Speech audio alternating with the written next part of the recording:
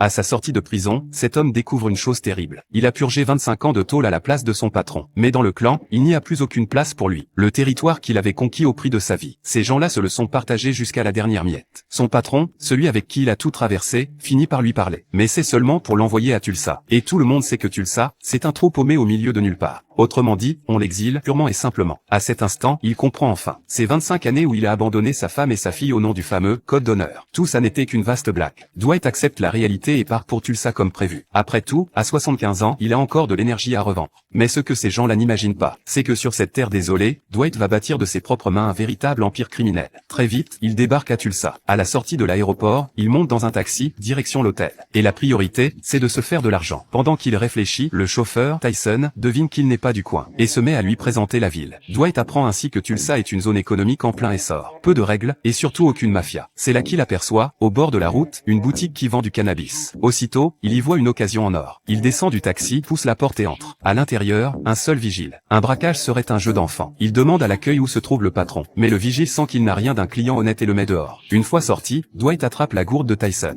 revient dans la boutique, et assomme le vigile d'un seul coup. Alerté par le bruit, le patron, Body, sort voir ce qui se passe. Il découvre son vigile à terre et comprend qu'il se fait braquer. Body s'apprête à payer pour s'en débarrasser. Mais Dwight, lui, exige de voir les comptes. Il découvre que la boutique rapporte gros chaque jour, et qu'il y a 500 000 $ en liquide sur place. Pourtant, il ne prend que 100 000 $ dans le coffre, car ce qu'il vise, c'est un revenu sur le long terme. Il pose ses conditions, désormais, il prélèvera 20% des recettes. En échange, il assurera la protection de la boutique. Body n'est pas franchement ravi, mais devant l'allure menaçante de Dwight, il n'a pas d'autre choix que d'accepter. Ensuite, Dwight offre une belle somme à Tyson pour qu'il devienne son chauffeur, et l'envoie acheter une Lincoln. Tyson n'en revient pas, le sourire jusqu'aux oreilles. Mais le lendemain, il revient les mains vides. Planté devant Dwight, l'air dépité. Au garage, le vendeur, voyant qu'il était noir, l'a pris pour un dealer et a refusé de lui vendre la voiture. Le visage de Dwight se ferme aussitôt. Pas question qu'on traite son protégé de cette façon. Tous les deux filent au garage. Cette fois, en voyant arriver un blanc, le vendeur change complètement d'attitude. Dwight se dirige droit vers le bureau du directeur. Il lui explique d'abord que le racisme, ça ne se fait pas. Qu'on ne traite pas un noir de dealer juste parce qu'il a du liquide sur lui. Puis il lui colle un coup de poing en pleine figure. Résultat, Dwight repart avec la voiture pour la moitié du prix. L'affaire réglée, il offre même une glace à Tyson pour le consoler. Puis il emmène Tyson à la boutique, avec un système de caméra de surveillance. Après tout, quand on encaisse, on assure la protection qui va avec. Le soir, Dwight entre dans un bar pour boire un verre. Une femme très séduisante attire son regard, tout à fait son genre. Elle vient l'aborder et il se joint à leur soirée. Mais pendant qu'ils dansent, une femme se fait soudain harceler. Sans hésiter, Dwight balance un coup de poing. À la fin de la soirée, il rentre à l'hôtel avec la belle inconnue. Après coup, ravi de sa performance, elle lui demande son âge.